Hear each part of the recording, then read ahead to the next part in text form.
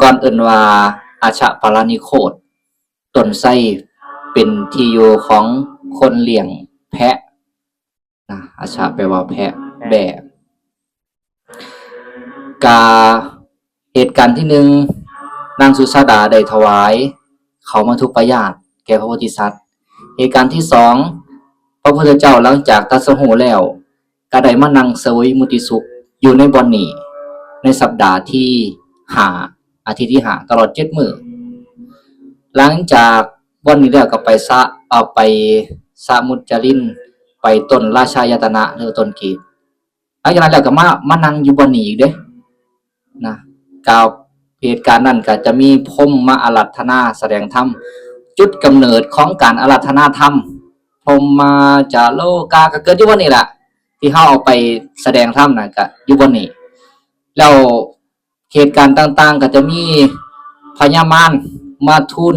นิมนต์ให้พระพุทธเจ้าปรินิพพานหลังจากตรัสรู้แล้วใหม่ก็อยู่บ่นี้ก็ถือว่าหลายเหตุการณ์เนาะถามว่าต้นไทรนี่เป็นต้นเดิมบ่แม่นต้นเดิมเนาะก็เป็นต้นลูกหลานเหลนหล่อนกับมาเรื่อยๆเนาะต้นเดิมก็2,613 ปีผ่านมาแล้วก็บ่เหลือแล้วเนาะแต่ว่าก็ในบริเวณสถานที่แถวนี้แหละเพราะว่าใกล้ฝั่งแม่น้ำเนรัญชราและก็ใกล้บ้านนางสุชาดาเขตบริเวณนี้ก็มีแต่แถวนี้ที่มีต้นไทรเพราะฉะนั้นก็สันนิษฐานบ่ยากเนาะก็ตามหลักฐานก็คือบ่อนนี้พระพุทธเจ้าก็รับเขามาทุปายาตก็อันนี้เฮาก็ได้ฟังมาแล้วเนาะเอาเขามาทุปายาตจากนางสุชาดาบัดทีนี้หลังจากพระพุทธเจ้าตรัสรู้แล้วก็มานั่งเสวยมุติสุขในอาทิตย์ที่5ตลอด7มื้อในเหตุการณ์นี้มีหยังแหน่ก็มีเหตุการณ์หนึ่งมีพราหมณ์หูกชาติมาแล้วก็มาเฝ้าพระพุทธเจ้าพราหมณ์ผู้นี้เรามีปกติมักดูถูกคนอื่นเราดูถูกคนอื่นเท่าใดเราจะเฮ็ดเบะซบเบะปาก จังซี่นะก็มาแล้วก็มายืนแล้วก็ไหว้พระพุทธเจ้าแล้วก็ทูลถามว่าข้าแต่พระโคดมผู้เจริญบุคคลผู้เช่นใดชื่อว่าเป็นพราหมณ์และทำเช่นใดทำให้บุคคลเป็นพราหมณ์นะแล้วก็ถามพระพุทธเจ้าพระพุทธเจ้าก็ตอบเหมือนเอาน้ำแท่งเอาน้ำวงนะพระพุทธเจ้าตอบว่าบุคคลผู้ร้อยบาปแล้วบ่ตวาดหรือบ่กล่าวว่าผู้อื่น แล้วก็ผู้บ่มีกิเลสเหมือนน้ำฝาดมีการสำรวมตนจบไตรเพศอยู่จบพรหมจรรย์บ่มีกิเลสเครื่องฟู้ใจในอารมณ์ใดๆชื่อว่าเป็นพราหมณ์นะพระพุทธเจ้าตรัสตอบแบบนี้แล้วก็อีกเหตุการณ์นึงหลังจากตรัสรู้แล้วเสวยมุติสุขในสถานที่อื่นแล้วก็มานั่งอยู่บนนี้ก็มีพญามารนี่ก็ตามรบกวนพระพุทธเจ้าตั้งแต่มื้อเสด็จออกบวชนะมื้อเสด็จออกบวชก็ห้ามว่าท่านจะออกบวชไปเฮ็ดหยังท่านจะได้เป็นพระเจ้าจักรพรรดินะสิออกบวชไปเฮ็ดหยังสินะพระพุทธเจ้าก็บ่ได้ฟังบ่ได้สนใจคำคัดค้านของพญามารเมื่อจะตรัสรู้พญามารก็ยกเสนาอามาตย์มาอีกนะหลังจากนั้นก็บ่ชนะเนาะส่งลูกสาวมาก็บ่ชนะนะมาอยู่บนนี้พระพุทธเจ้าก็มานั่งแล้วก็มาว่าข้าแต่พระโคดมผู้เจริญเนาะขอนิมนต์ท่านเสด็จดับขันธปรินิพพานเถิดนี่กำลังตรัสรู้ใหม่ๆเนาะขอนิมนต์ท่านเสด็จดับขันธปรินิพพานเถิดบัดนี้เป็นเวลาสมควรแล้วที่ท่านจะได้เสด็จดับขันธปรินิพพานพระพุทธเจ้าก็ตรัสต่อว่าดูก่อนมารเนาะตราบใดที่ภิกขุภิกขุณีอุบาสกอุบาสิกาของเฮาที่เป็นสาวกของเฮานี่ยังบ่ทรงธรรมทรงวินัยยังบ่เป็นพหูสูตรยังบ่เป็นผู้มีสติปัญญาเหลียบเฉียบแหลมแก้วกล้าอาจหาญสามารถทรงจำธรรมทรงจำวินัยได้ดีเรียนจากสำนักอาจารย์แล้วสามารถที่จะ ปราบปรามปรปวาทาคือบุคคลผู้มีความเห็นผิดเห็นต่างสามารถชี้แจงแสดงไขให้เขาได้เห็นถูกต้องได้เฮาจะบ่เสด็จเอาขันธปรินิพพานหลังจากนั้นม่านก็ได้หายไปแล้วก็หลังจากนั้นก็มากวนตลอดนะก็ทรงสร้างทรงอิหยังมาทรงเสนาอามาตย์มาก็หลายบ่อนก็หลายเทื่อก็ถือว่าจัดว่าบ่อนนี้ก็เป็นอีกบ่อนนึงที่พระสัมมาสัมพุทธเจ้านั้นได้ชนะพญามารนะและบัดที่นี้อีกเหตุการณ์นึงหลังจากนั่งเสวยมุติสุขจากเสด็จออกมาจากต้นเกตเนาะเป็นสัปดาห์ที่7ก็มานั่งอยู่บ่อนนี้บัดที่นี้พระสัมมาสัมพุทธเจ้าก็มาพิจารณา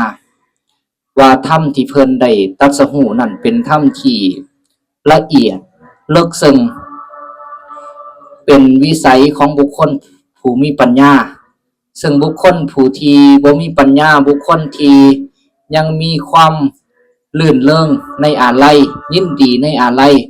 เพลิดเพลินในอาลัยบ่สามารถที่จะฮู้ได้บ่สามารถที่จะเข้าใจได้คือธรรมของเพิ่นที่ได้ตรัสรู้นี่เป็นของที่ละเอียดลึกซึ้งคนที่ยังลื่นเริงบันเทิงในกามคุณในอาลัยในความยินดีอาลัยอาวรณ์ในรูปเสียงกลิ่นรสสัมผัสธรรมารมณ์อย่างต่างๆน่ะบ่สามารถที่จะฮู้บ่สามารถที่จะเข้าใจได้บ่สามารถที่จะคาดคะเนได้บ่สามารถที่จะคิดเอาเองได้บ่แม่นตรรกะบ่แม่นสิว่าคิดว่ามันน่าจะเป็นแบบนี้มันน่าจะเป็นแบบนี้บ่แม่นเนาะอันนั้นมันเป็นความคิดของเฮาแต่ว่านี่มันเป็นไปตามความเป็นจริงการที่จะฮู้เข้าใจตามความเป็นจริงน่ะมันต้องเป็นคนที่จิตละเอียดพอควรเนาะต้องมีสมาธิต้องมีปัญญาพอควรเพราะฉะนั้นถ้าผู้ที่ยังยินดีเพลิดเพลินลื่นเริงในกามคุณ5นี่ก็บ่สามารถที่จะเข้าใจลึกซึ้งได้พระเจ้าก็เลยคิดว่าถ้าเฮาจะแสดงธรรมนี่ก็เป็นเรื่องยากที่คนจะเข้าใจแล้วก็จะเป็นการเมื่อยซื่อๆนะบ่เกิดประโยชน์คือแสดงไปเว้าไปกับเมื่อยซื่อๆเขาก็จะบ่เข้าใจพอเมื่อเพิ่นดำริจังซี่ก็เลยเกิดความคิดที่จะค้นคว้าหน่อยคิดที่จะบ่แสดงธรรมว่าที่นี่เฮาก็จะได้เห็นความเมตตาของพรหมพอท้าวสหัมบดีพรหมนี่ได้ทราบวาลจิตของพระสัมมาสัมพุทธเจ้าว่าโอ้พระผู้มีพระภาคเจ้าผู้เป็นคู่ของโลกเกิดความดำริในการที่จะค้นคว้าหน่อยบัดนี้โลกจะชิบหายแล้วเนาะพรหมคิดจังซี่เด้พอหัวพระพุทธเจ้าจะบ่แสดงธรรมนี่โลกนี่จะชิบหายแต่ว่าด้วยความเป็นห่วงเนาะคนบางนาวแต่พรหมก็หายจากพรหมมาปรากฏอยู่ต่อหน้าพระสัมมาสัมพุทธเจ้านั่งคุกเข่าสั้นเข่าขึ้นขาข้างหนึ่งแล้วก็ประนมมือขอนิมนต์พระผู้มีพระภาคเจ้าได้แสดงธรรมสัตว์ผู้มีกิเลสในดวงตาน้อยนี่ก็ยังมีอยู่ถ้าว่าพระองค์บ่แสดงธรรมนี่ก็จะบ่มีคนหูธรรมจะบ่มีคนเข้าใจผู้ที่มีกิเลสในดวงตาน้อยนี่ก็พอมีอยู่พอสามารถที่จะเข้าใจได้ว่าที่นี่พระพุทธเจ้าก็เลยตัดห่างเนาะว่าเฮามีความคิดจังซี่ว่าธรรมที่ได้ตรัสรู้นี่เป็นของละเอียดลึกซึ้งบ่สามารถที่จะรู้ได้บ่สามารถที่จะเข้าใจได้ด้วยตรรกะก็ตัดสู่สหัมบดีพรหมฟังเป็นเทื่อที่1สหัมบดีพรหมก็บ่ยอมเนาะก็ทูลอาราธนาอีกเป็นครั้งที่2นะทูลอาราธนาอีกเป็นครั้งที่2พระพุทธเจ้าก็ตัดแบบเก่านั่นล่ะก็ทูลอีกเป็นครั้งที่3ที่จริงนี่เนาะหลักการนี้ต่างๆนี่ขันขอเท่านึงบ่ได้นี่ก็บางคนนี่ก็ถอดใจได้เนาะก็ต้องขอเป็นครั้งที่2ครั้งที่3บางเจ้าพระพุทธเจ้านี่ครั้งที่1เพิ่นก็บ่รับครั้งที่2บ่รับครั้งที่3จังรับเนาะสหัมบดีพรหมว่าหลังจากเว้านั้นต่อไปก็เว้าก็กล่าวคาถาประพันธ์อีกต่อไปว่าธรรมที่มีมนทินพวกคนที่ธรรมที่บ่บริสุทธิ์พวกคนที่มีมนทินได้พากันปลูกฝังไว้ก็คือธรรมที่เป็นมิจฉาทิฏฐิคนที่มีมนทินก็คือบรรดาครูทั้ง6ได้วานมิจฉาทิฏฐิไว้ทั่วแคว้นมคธครูทั้ง6มีไผแน่ปุรณะกัสสปะมัคคิลิโคสานิคนนาถบุตรอาสิตะเกสะกัมพลสัญชัยเวรัตถบุตรนะจะมีอยู่6ท่าน พวกนี้ก็เป็นพวกนักบวชนอกศาสนาเขาก็จะคอยแนะนำสอนประชาชนทั่วแคว้นมคธนี่ให้มีความเข้าใจมีความเห็นผิดนะท้าวสามบริพรหมก็ว่าธรรมที่มีมนทินก็คือธรรมที่เป็นมิจฉาทิฏฐิถือคนพวกนี้นี่ได้วานเม็ดไว้แล้ว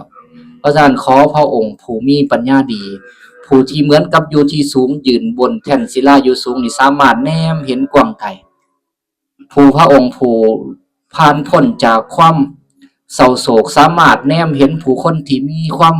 เศร้าโศกได้อย่างชัดเจนจะแสดงธรรมให้เขาได้หู้ได้เข้าใจก็ได้กล่าวประพันธ์บรรยายไปให้พระพุทธเจ้านี่เพื่อที่จะมีความค้นคว้าในการแสดงธรรมนะเรากับบรรยายไปเนาะก็ลึกซึ้งเลยอ่านแล้วก็ลึกซึ้งหลังจากนั้นพระพุทธเจ้าก็พิจารณาเนาะว่าเหมือนดอกบัวนะดอกบัวคนนี่ผู้ที่มีดวงผู้มีธุลีก็คือกิเลสหรือว่าขี้ฝุ่นเนาะกิเลสก็เหมือนกับขี้ฝุ่นเวลาขี้ฝุ่นเข้าตานี่ตาก็บ่แจ่มใสเหมือนมีธุลีในใจก็คือกิเลสนี่จิตใจก็จะบ่ผ่องใสบางคนก็มีหลายบางคนก็มีหน่อย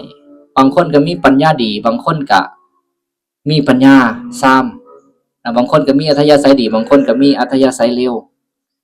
ก็มันก็มีหลากหลายเนาะพระเจ้าก็พิจารณาเบิ่งก็เหมือนดอกบัวเหมือนดอกบัวดอกอุบลดอกปทุมดอกบุญทลิก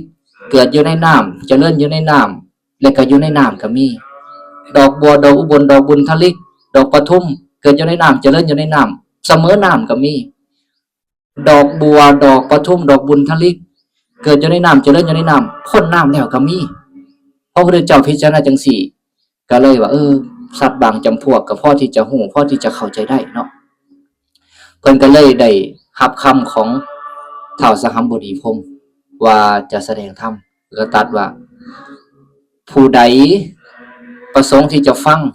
ก็ขอให้ปล่อยศรัทธาออกมาผู้ใดประสงค์ที่จะฟังธรรมของพระพุทธเจ้าก็ขอให้ปล่อยใจเปิดจิตเปิดใจนะปล่อยใจปล่อยศรัทธาออกมาเขาจะแสดงธรรมให้ฟังนะพระเจ้าก็ตรัสจังซี่ที่จริงก็มีเนื้อหาหลายเนาะแต่ว่าเอาใจความให้ฟังหลังจากท้าวสหัมบดีพรหมได้ทราบว่าพระสัมมาสัมพุทธเจ้าได้รับแล้วว่าจะแสดงธรรมก็เลยได้กราบลาแล้วก็หายไปเนาะอันนี้ก็เห็นถึงความมีเมตตาความปรารถนาดีของสหัมบดีพรหมบ่แน่เด้เนาะคันแม่นท้าวสหัมบดีพรหมบ่อาราธนาพระพุทธเจ้าอาจจะบ่แสดงธรรมก็ได้แต่ว่าที่จริงแล้วก็บ่แม่นความท้อแท้ใจของพระพุทธเจ้าเด้พอพระพุทธเจ้าตัดกิเลสแล้วบ่มีกิเลสแล้วจะบ่มีความทุกข์ใจบ่มีความท้อแท้ใจแต่ว่าเพิ่นคิดว่าสิ่งใดก็ตามเมื่อเฮ็ดไปแล้วมันบ่เกิดประโยชน์นะเพิ่นก็จะบ่เฮ็ดเด้จะบ่เฮ็ดบ่กระทำเหมือนกับการกล่าวธรรมแสดงธรรมนี่คือกันอยู่ในเสขียวัตรเนาะเทศนาปฏิสังยุตการละกันของการแสดงธรรมนี่ก็จะมีข้อแม้คือกันเด้บ่แม่นว่าผู้ใดก็จะสามารถที่จะแสดงธรรมให้ฟังได้ทั้งหมดต้องเบิ่งว่าเขาเหล่านั้นอยู่ในอาการกิริยาแบบใดคืออาการกิริยาที่แสดงถึงความบ่เคารพนี่เนาะใส่หมวกผู้ใดที่ใส่หมวกก็บ่ควรจะแสดงธรรมให้ฟังกั้งกันห่มจังซี่ก็บ่ควรจะแสดงธรรมให้ฟังเอาผ้าโพกหัวก็บ่ควรจะแสดงธรรมให้ฟังเฮานั่งอยู่เขายืนอยู่ก็บ่ควรจะแสดงธรรมให้ฟังหรือว่าเฮายืนอยู่เขานั่งอยู่ก็บ่ควรจะแสดงธรรมให้ฟังเขามีอาวุธอยู่ในมือจังซี่ก็บ่ควรจะแสดงธรรมให้ฟังเขาใส่เกือบอยู่จังซี่ก็บ่ควรสิแสดงธรรมให้ฟังเฮานั่งอยู่ยืนอยู่หรือว่าเขาขี่รถไปจังซี่ก็บ่ควรที่จะแสดงธรรมให้ฟังเพราะว่าหยังเพราะว่าอาการเหล่านั้นน่ะมันเป็นอาการที่เหมือนกับคนที่บ่มีความเคารพเพราะฉะนั้นถ้าแสดงธรรมแก่คนที่บ่มีความเคารพ เขาก็บ่เปิดใจที่จะฟังกันบ่การเฮาเว้าไปมันก็บ่เข้าหูเขาหรือบ่เข้าไปสู่จิตสู่ใจเขาบ่ลึกซึ้งเว้าไปก็เมื่อยซื่อๆจังซี่นะเหมือนว่ามันบ่เป็นประโยชน์พระเจ้าก็จะบ่ให้แสดงธรรมให้ฟังในการนี้คือหลักการเนาะหรือว่าเขานั่งสูงกว่าจังซี่เฮานั่งอยู่กับพื้นเขานั่งเทิงอาสนะหรือนั่งอยู่สูงกว่าก็บ่ควรแสดงธรรมให้ฟังเพราะว่าอาการเหล่านั้นมันเหมือนกับบ่เคารพถ้าบ่ได้แสดงก็ต้องอาบัติ หนึ่งมากเป็นการเข้ารบธรรมนำเข้ารบธรรมบ่แม่นว่าธรรมะถึงแม้นว่าบ่ได้ซื่อก็ตามแต่ว่าเป็นของที่ละเอียดลึกซึ้งคือเหมือนพระพุทธเจ้าเพิ่นพิจารณาเนี่ยว่าเป็นของที่ละเอียดลึกซึ้งยากที่คนที่มีกิเลสหนาจะสามารถรู้ตามได้ถ้าจะแสดงกับเมื่อซื่อๆขณะพระพุทธเจ้ายังดำริจังสั่นเลยได้เนาะดำริจังสั่นถึงแม้นว่าบ่ได้ซื่อบ่ได้หยังแต่ว่ามันเป็นของที่ประเสริฐควรที่จะให้แก่คนที่เหมาะสมที่จะรับฟังธรรมเขาบ่สนใจนี่ก็ไปกุมไอ้ฟังนี่ก็เมื่อยซื่อๆเนาะเมื่อยแล้วก็บ่เป็นประโยชน์นะเพราะฉะนั้นเราจะเห็นว่าเวลาเพิ่นแสดงธรรมงานต่างๆเป็นหยังคือต้องมีธรรมาสน์เพื่อว่าตั้งให้สูงกว่าในสถานที่นั้นต้องให้เป็นญาทานเป็นพระเถระหยังก็ตามก็ต้องนั่งต่ำกว่าองค์แสดงธรรมเด้องค์แสดงธรรมนี่จะต้องนั่งสูงกว่าต้องให้พรรษาหน่อยหยังก็ตามก็จะต้องให้ขึ้นนั่งอยู่สูงกว่าเป็นการเคารพธรรมนะนี่พระพุทธเจ้ากับบ่ได้ท้อแท้พระทัยแต่ว่าเพิ่นพิจารณาแบบนั้นซื่อๆนะแล้วก็ถือว่าเป็นธรรมเนียมเนาะเป็นธรรมเนียมผมก็มาอาราธนาเฮาก็เห็นถึงความมีน้ำใจของท้าวสหัมบดีพรหมเนาะหลังจากพรหมกลับไปแล้วบัดนี้เนาะพระพุทธเจ้าก็พิจารณาต่อว่าสิไปแสดงธรรมให้ผู้ใดน้อฟังผู้ใดน้อพอที่จะมีสติปัญญาที่จะฟังธรรมแล้วสามารถที่จะรู้แจ้งเข้าใจได้โดยไวควรจะไปแสดงธรรมให้ไผน้อก็คิดเห็นอาลาละดาบทกาลามโคตที่เพิ่นตอนออกบวชใหม่ๆเคยไปศึกษาหำเฮียนนำเนาะ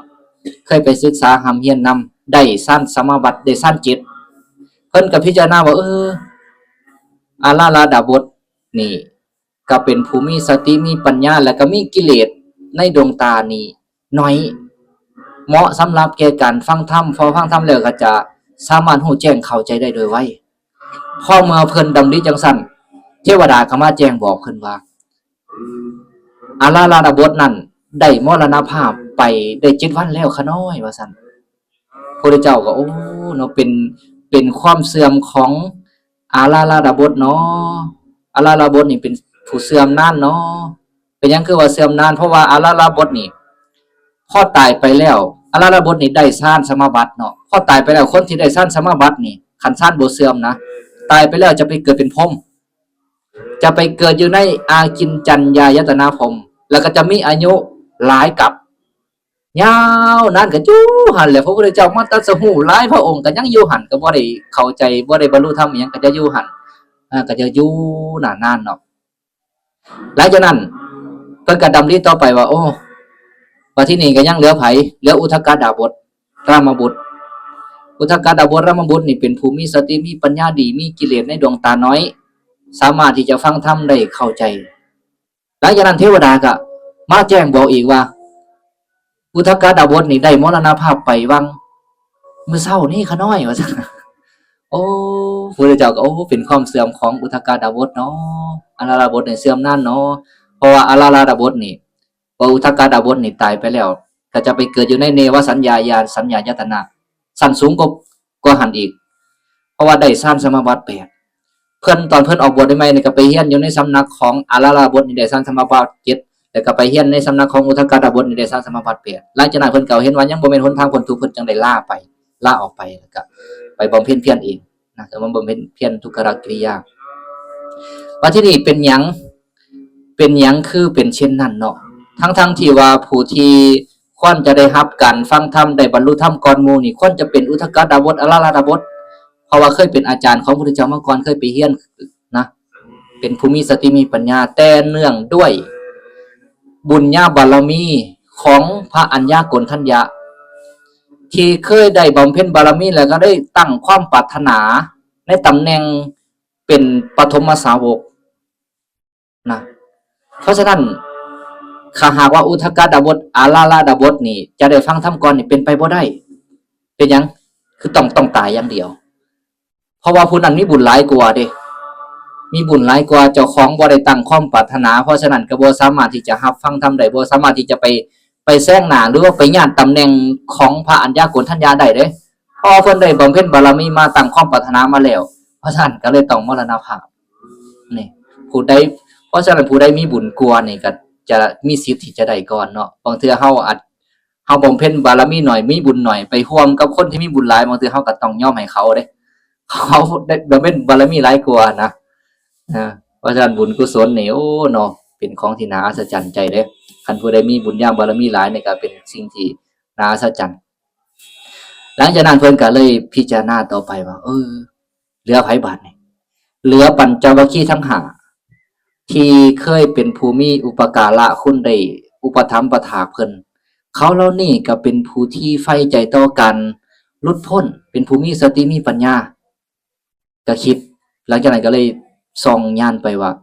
ปัญจวัคคีย์ทั้งห้านี้อยู่ไสก็เห็นว่าอยู่ที่ป่าอิสิปตนะมิคทายวันเมืองพาราณสีในช่วงเพิ่นตรัสรู้แล้วใหม่ๆก็เป็นช่วงเดือน6เนาะเป็นช่วงเดือน6หลังวิสาขาไปบ่แม่นแล้วเว้ยผ่านไปตั้ง49มื้อเพราะว่าเสวยวิมุตติสุข49มื้อบ่ฉันเขามาทุปยาต49ก้อนก็อยู่ได้49มื้อโดยที่บ่ได้เสวยอาหารหยังเลยเด้นะเขาที่นั่งสุสดาถวายเป็นหยังคือมีอานิสงส์หลายถวายเทื่อเดียวน่ะเหมือนกับว่าได้ถวายตั้ง49มื้อพระพุทธเจ้าฉันเทื่อเดียวน่ะก็อยู่ได้49มื้อก็ไล่ไปจากวันเพ็ญเดือน6ไล่ไป49มื้อแล้วก็หลังจากนั้นก็จะต้องเป็น50มื้อเดือน6ก็จะต้องเป็นเดือน7สิเข้าเดือน8แล้วเพราะฉะนั้นพระพุทธเจ้าพิจารณาเห็นแล้วก็เลยได้เดินทางไปเพื่อที่จะไปโปรดปัญจวัคคีย์ทั้งห้าที่ไปสิปตนามิคทายวันเมืองพาราณสีในช่วงระหว่างเดินทางไปนะก็พบพ่ออุปการชีวก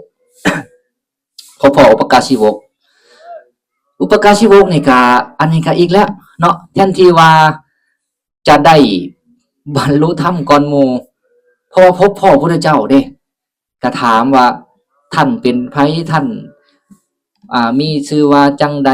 ไผเป็นครูของท่านท่านบวชอุทิศผู้ใดไผเป็นศาสดาของท่านชอบใจธรรมของผู้ใดพระพุทธเจ้าก็ตรัสว่าเฮาบ่มีครูบ่มีอาจารย์เฮาเป็นพระสัมมาสัมพุทธเจ้าตรัสรู้ชอบได้ด้วยพระองค์เองเพิ่นก็ไล่ไปเนาะเป็นผู้ยิ่งบ่มีเทวดาและมนุษย์ทั้งหลายที่ยิ่งกว่าเพิ่นก็ไล่ไปอุปการชีวกก็เลยว่าโอ้ถ้าเช่นนั้นท่านควรจะได้ชื่อว่าอนันตชินะแปลว่าผู้ชนะนะผู้ชนะอนันตะกับบ่มีในระหว่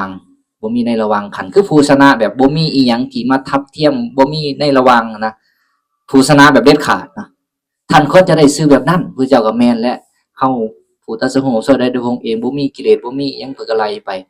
เฮาก็ควรจะได้ชื่อนี้แม่นแล้วท่านควรจะได้ชื่อนี้ท่านที่ว่าสิขอฟังธรรมบ่เด้แล้วก็แม่นแล้วท่านควรจะได้ชื่อนี้ก็โยกหัวโยกนั่นแหละเพราะฉะนั้นพวกอินเดียเขาอาจจะได้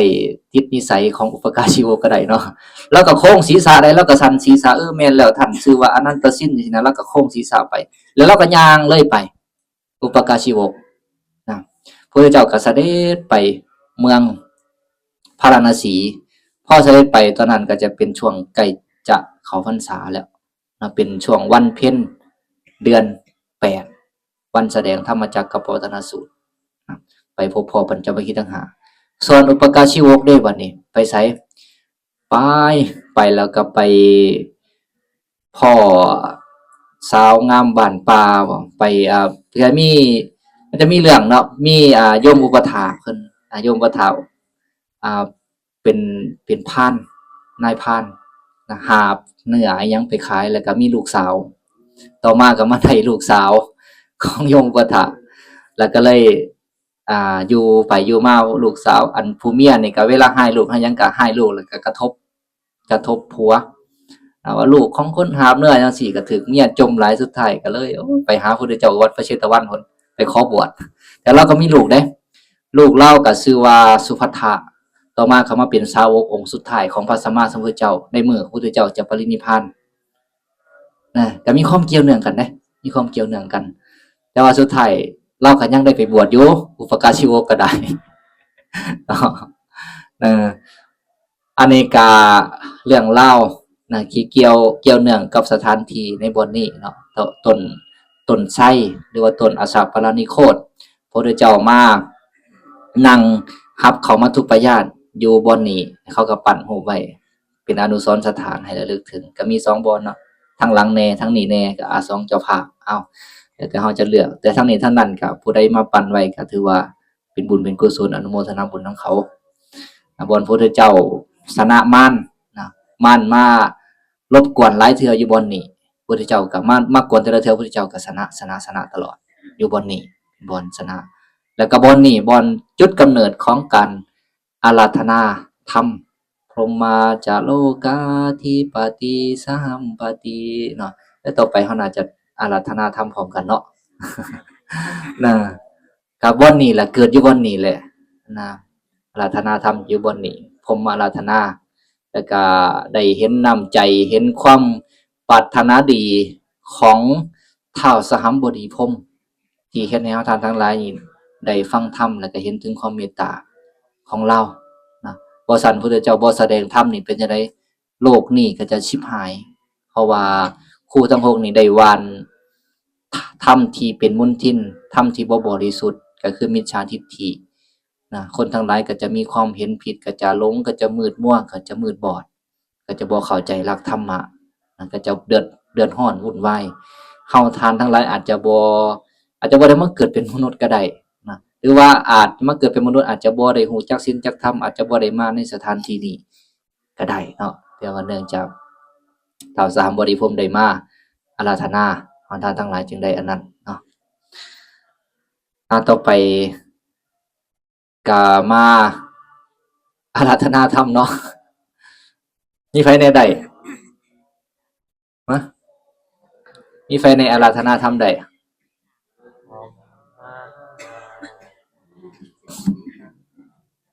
อันนี้ก็เสียงบ่ดีคือกันเด้เอาพร้อมกันเนาะ เออเพราะว่าจุดกำเนิดบ่อนนี้เฮาก็ค่อนจะมาอาราธนาธรรมอยู่วันนี้เนาะเอาครูบาอาจารย์ก็นำกันเด้อขะน้อยผู้เดียวขะน้อยก็เคินอายอันนี้ส่วนหลายก็จะเป็นญาติโยมเนาะอาราธนาธรรมเนาะอาจารย์พรบ่เสียงดีแม่นได้เนาะเอาคนจะเป็นอาจารย์มหาพรเนาะน่าโอ้แม่นได้เนาะโอ้คนจะเป็นเพิ่นน่ะบ่ได้เด้เสียงเคียงของต้องการมาแล้วก็ต้อง